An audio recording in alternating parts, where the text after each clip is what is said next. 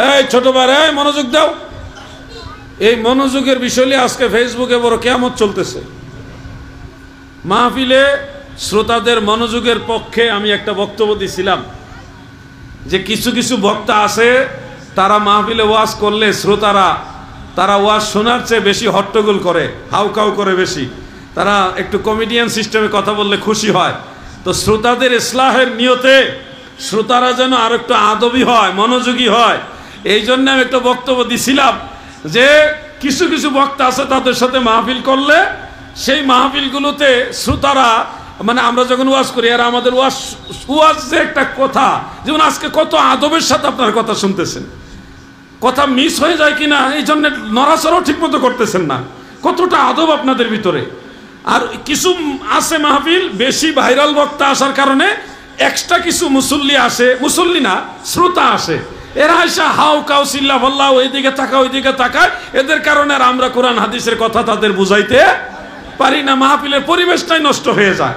তো এই যে আমি একটা নসিহতমূলক একটা দিলাম যে শ্রোতাদের আকর্ষণ, মনোযোগ, আদব এটা যেন বাড়ে, এটা নিয়ে চলতেছে হাউকাউ। ওরে হাউকাউ কারে কয়? মানে আমি যে বলছি এরা হাউকাউ গ্রুপ, এটা বাস্তবে তারা ফেসবুকেও প্রমাণ করছে আমরা হাউকাউ গ্রুপ। আমি চেয়েছি তারা সংশোধন হোক, মাহফিলে গেলে মনোযোগ দিয়ে কথা শুনুক, আমল করুক।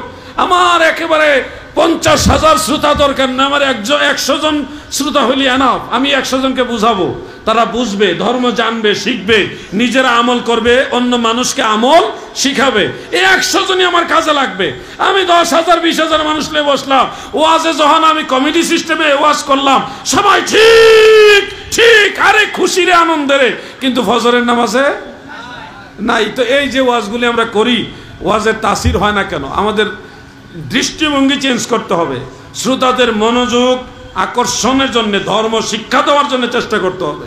দেখেন আমি কতটুকু কথা বলছি, এর মধ্যে কতগুলি বিষয় আপনাদের শিক্ষা দেওয়ার চেষ্টা করছি না?